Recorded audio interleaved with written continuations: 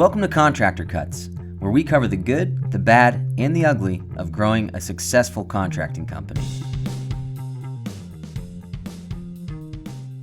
Welcome back to Contractor Cuts. My name is Clark Turner. I'm still Jared Flo. Thanks for joining us again this week. So this week we are talking about invoicing, and it's really a bigger picture, though we're talking through it with invoicing, but really we're talking about money insecurity. I remember beginning of my existence as a contractor, how there would be months, weeks, seasons that I'm just killing it and I got a lot of money coming in and it's because I'm bringing in more and more clients, and then all of a sudden there's a hiccup. All of a sudden something goes wrong. All of a sudden I lose a crew and Christmas hits and there's no work coming on, and there is that insecurity in my brain that starts boiling up that says, how am I gonna pay for rent? How am I going to do this? I got to cut this employee. I don't know how we're going to do this. I don't know how we're going to pay for this. I got this loan due, and I got this, and it's this tension and this ball of nothing but anxiety that forms in our guts as contractors when it comes to money. Well, and also like the confusion of how in the world I'm working my tail off. I'm invoicing I'm collecting.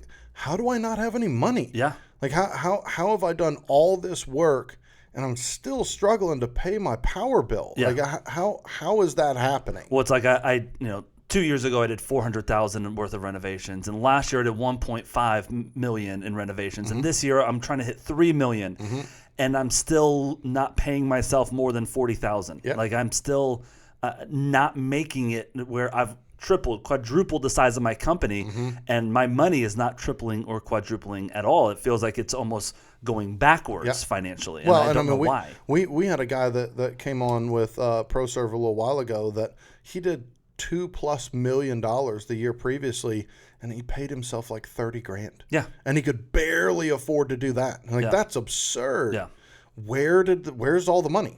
So we've got a ton of different podcasts where it talks about how to be efficient with your time and your money and the leaky buckets. But today we're talking about how you set your company up slowly if you've set up the wrong way. But every single contractor that's come in and worked with us has been set up the wrong way. 100%. 100%. We have not seen one set up the way that we're set up that took time and effort to get us there. But 100% invoice the wrong way and manage the money because of that the wrong way. So we're gonna reveal that part of it and how that happens, and then the way that we do it, and then how to transition that direction. It feels boring, it feels tedious, and it feels like, well, I'm not going to do that. Yeah. This is the only way that you grow a company beyond where you're at today, where it's like 3 steps forward, 2 steps back, 3 steps forward, 2 steps back, and getting out of that rotation. You're going to always have that, but having it to where 2 steps back doesn't mean I'm not going to make payroll. Yeah. 2 steps back doesn't mean I'm missing this month of my mortgage payment. That's where most guys live, and we want to get you out of that. And and the basis of this is invoicing. Yeah. Are you invoicing incorrectly? Are you invoicing wrong? And it's like, no, I'm not. I'm invoicing. I'm collecting money. I got money in the bank. I've got all it. No, I'm not invoicing incorrectly. Like I'm doing it right. It's the standard across the business. I take a 25-30% on the front end, pieces and parts through the middle, and then a final one at the end. Yep. And I'm doing it fine, and I'm doing it right. And I think that there's a litmus test of, okay, I get that. I get that you look at it that way and you're fine and it's no problem. Run this litmus test, and it's going to help you determine, oh, I see what they're saying. Yep. So what is that litmus test? We did that with one of our clients that we coach, and the litmus test is we took all of their jobs and we said, okay, how much have you collected on every single job, right? I got $20,000 down on this one. This one was a halfway draw, so we've collected a total of $80,000, but we're going, and so we looked at every single job that they're running because they're in our software, and you can dive deep into this. We said, okay, this is how much you've collected on all these jobs. Of that, this is how much you've spent, and this is the profit on what you spent. Meaning, I collected $20,000 up front for demo and paint so far. Right. That's the first $20,000 I'm going to spend. Well, of that, I've spent $1,000 on demo and nothing else. So what we do is say, okay, well, you spend $1,000 and plus you got your markup on that. So we got about $18,500 left that you've collected that hasn't been spent or used. So if you stop today on that job, you got to cut a check for $18,500 because you've only done. I've collected the money, but I haven't actually provided the work. Correct. That money represents. Correct. Yeah. So whether I quit today and I've got to give that client the money back, or I don't have any more money coming in and I've got to finish this job, I've still got to spend of that 18.5 left. I still got to spend 16,000 of it on what I need to get done. Right. And so what we looked at is saying, okay, so there's 16,000 left to spend on this job that you've collected but not spent yet. Mm-hmm. Great. Let's put that in the bucket. Let's go to the next job. And we went through every single job that they have open and said, okay, this is how much, if you stopped the work today, you'd have to pay back. Now we took that and looked at it combined with their bank account. So you should have technically whatever amount that you have there, the 16,000 I got left to spend on this job, that should be in my bank, right? So I should have a bank account that at least equals this number. Right. And the problem is nobody does. No. Right? The problem is on the company that we did this deep dive on with, they had around $300,000. If they quit today, that's how much they've collected but haven't spent on jobs. And you look in their bank account and they had about $120,000 in the bank account. So they're close to being $200,000 upside down, where if I quit today, I'm going to screw all of these people out of $200,000, or I'm going to have to cut a check out of my pocket for $200,000 to get out of this. And why is that? I think it's because, whatever, I took a $20,000 deposit from my client, but I double dipped on that money. Yeah. Because that $20,000, that money is allocated towards a certain percentage production on this job. It should be. It should be, right? And I've, like you just said, I took $20,000, I spent $1,000 of it on labor, so and I take my profit out of that, I got $18,500, right? But I also took out of that 20, I took 10,000 of it to start this job, a secondary job, and I've double dipped on that. So now that's why I don't have that cash in the bank. If I didn't do that, I should have $18,500 in my bank account for this singular job. Yep. But I don't, because I have double dipped on that money. Well, and the justification of it is, well, I'm upside down on this other job. I need to spend $10,000 more on this other job, and then I'll get a final payment from that client for $40,000. So I'm just going to take what's in my bank. I'm going to finish this job out so I can get that money. Then that one time the client says, I don't have the money, or I'm going to sue you, or I'm not paying you. You didn't put this piece of trim in, so I'm not going to do it. I'm not paying you. And now I've spent money on this job that was meant for another job, and I don't have the money there to start the payment. Yeah. Everyone's been in that predicament in construction world. And so what we did day two, not day one, because day one we were doing that. What we did very soon after we realized this is we shifted how we invoice. And so our software we built so you can invoice both ways. We know the way that people do it, and we've built a software to where you can do a draw schedule. And so I can say, okay, here are my 5 different draws I'm going to do on this job. And then if I have a change order, it says, hey, which draw should that be? Or do you want to do a new draw for that? Right? And we had to build it that way because, like we said, 100% of the contractors that we deal with operate that way. Yes, and so the software works that way. It works really smooth and seamlessly that way. So we've built that. And then the other way that we've built invoicing is you can invoice line item at a time and percentages of those line items. And the reason we do this, and we've said this before in other podcasts, is that we invoice once a week and we collect money once a week and we pay our crews once a week. Yeah. And that invoice that we send to the client is our spot where we say, hey, time out, client, this is what we think we've done in the last 7 days, last 14 days, depending on what's been done. This is what we think is done. I want you to look at it and pay me this money this week. If you think that you don't owe that money, let's have the conversation today. Yeah. Instead of waiting 2 months when it's time for the next draw, and they're like, well, I didn't like how you guys did the subfloor. Well, we've already laid the hardwoods. I'm sorry. I can't rip the... Right? That's right. So tangible clarity in that is using the example we had before, $1,000 worth of demo. I got $500 worth of profit in that. So I pay in our software, we have a line item that says I owe $1,000 for the demo to my demo guy. I charge my client $1,500. When the demo is done, I pay my guy the $1,000 and I invoice my client. That week, I get a $1,500 check. I cover my guy's pay for $1,000, and I have $500 in my account. Yes. Right? I haven't muddled the money. That money stays strictly involved with this job, and I'm not over my skis. Yep. And I'm collecting that $1,500 this week, and I marked the sub complete today on a Tuesday, let's say. But that money doesn't go out of my account till Friday. We pay every Friday, and that's when the money's going out. So if you're on top of it, you're collecting on Friday $1,500 and paying out $1,000, and so I'm getting only the money that I can spend and not be hurt by it. That's right. And that's the goal of how we set it up. So if you run the same litmus test on our GC company, we're hundreds of $1,000s in the positive when you look at it, because if I stop today, I can collect on the work that's been done this week, and I'm not getting behind. I'm not holding money that I owe back to you if we don't do this job. Right. And so a lot of people are like, well, why not get as much money as you can? Now, in an ideal world, get that $20,000 deposit up front and have a bank account that you put that 20 in, and then you spend out of it as you go. But nobody does that. It's a big pot. Everyone is battling the bank account.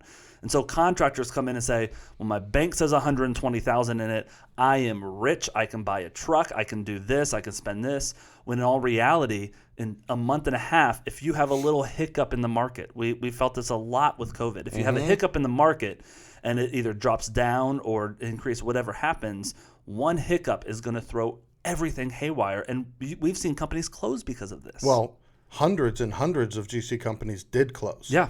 Because they got to the place where like, I literally can't collect on anything else. Yep. And what happened is a lot of them had to close their doors, and they had to screw a lot of people to do it because they didn't have the money. It wasn't because they were seedy. It wasn't because they were bad people. It was the only way for them to survive and not just, have to close everything and close their house. And, that was the only way for them to survive. And we were able to survive because we functioned this way. Yeah. Now, every client that we coached in doing this says, I can't do that. I don't have the money to do that. I just can't. I am stuck robbing Peter to pay Paul, and that's where we're at. And I'd love to do what you're saying.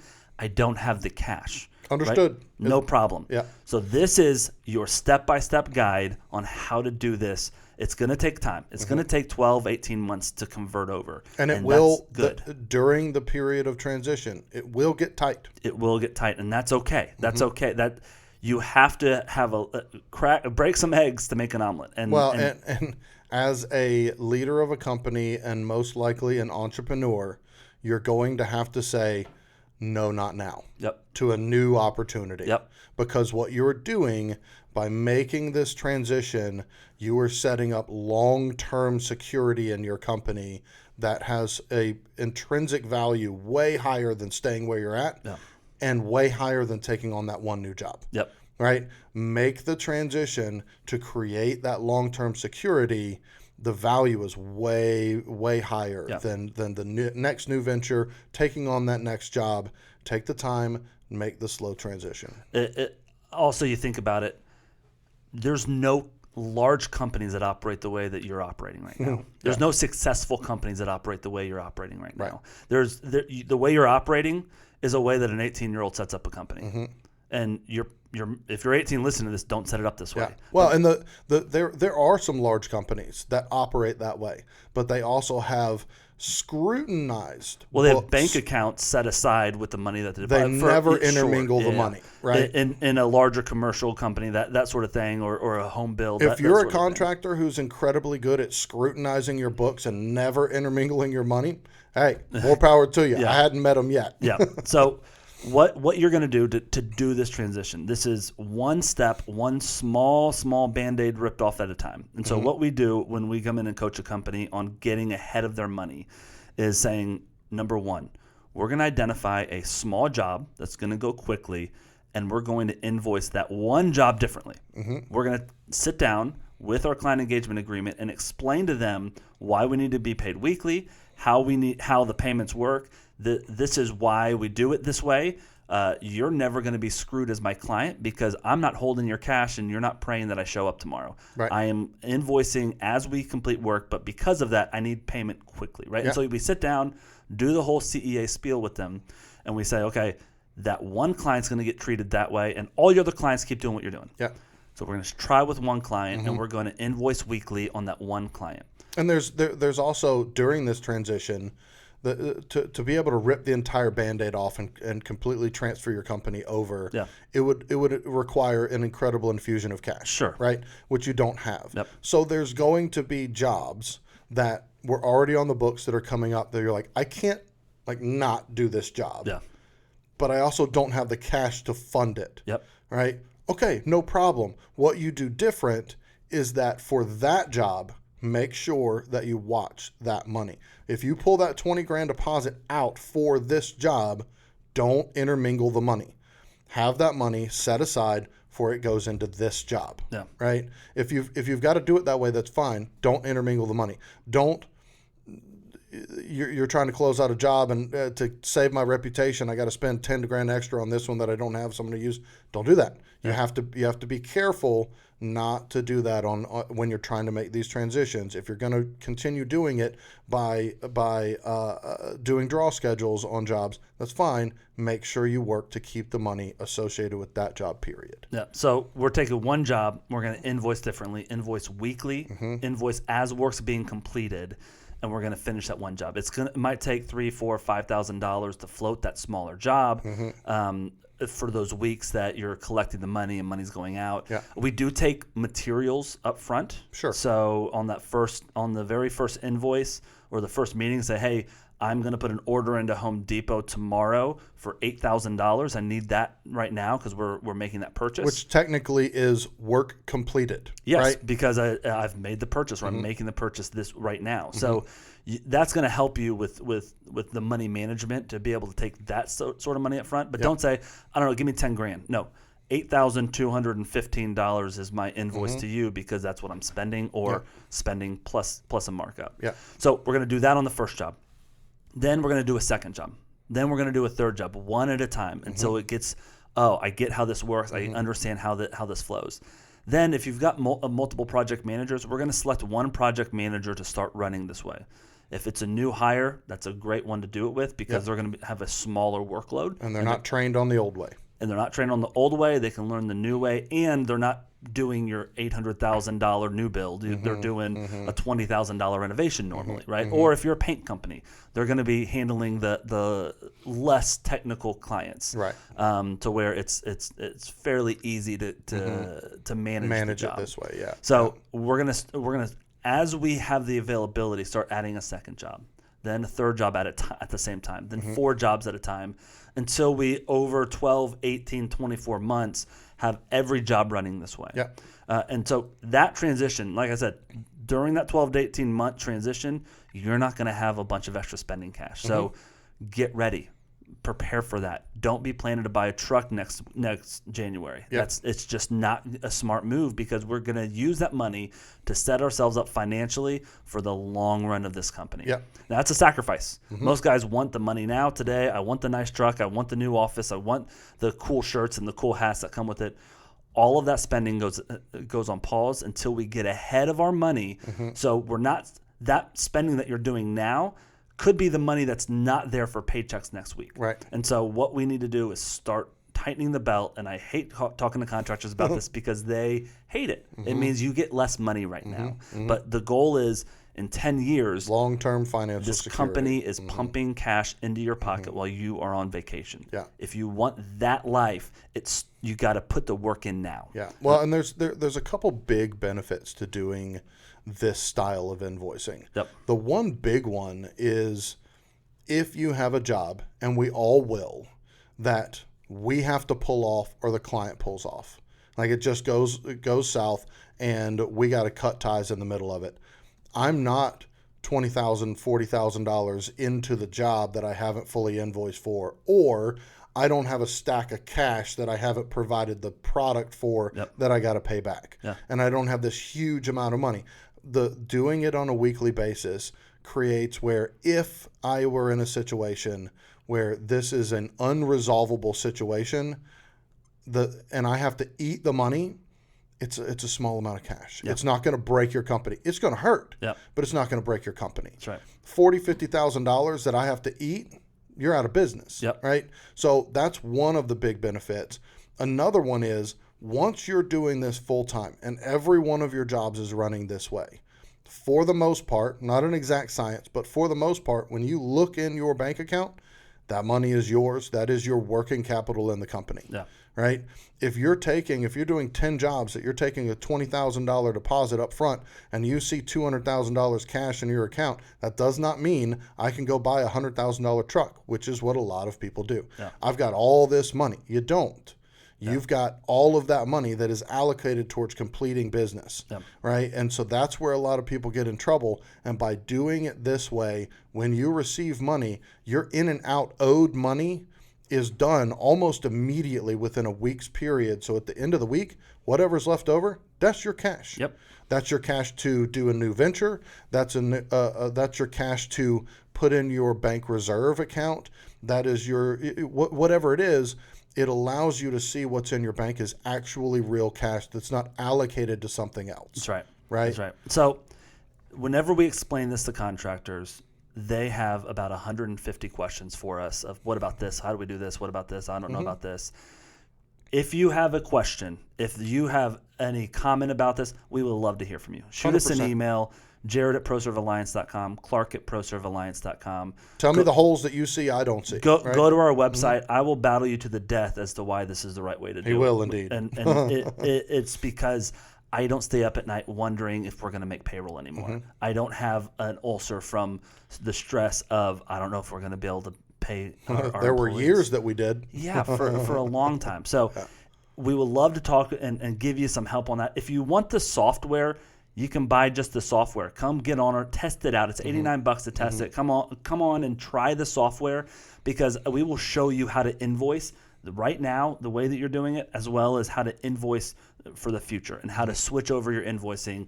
It's a slow process, but it's a process that will make you from just running jobs to actually having a company that's functioning and running itself. That's right. So thank you for listening. Reach out to us. We'd love to talk to you guys. If you want our software, please go to our website, and we'd love to show you around on there. So thanks again for listening. We'll talk to you next time. See ya. Bye.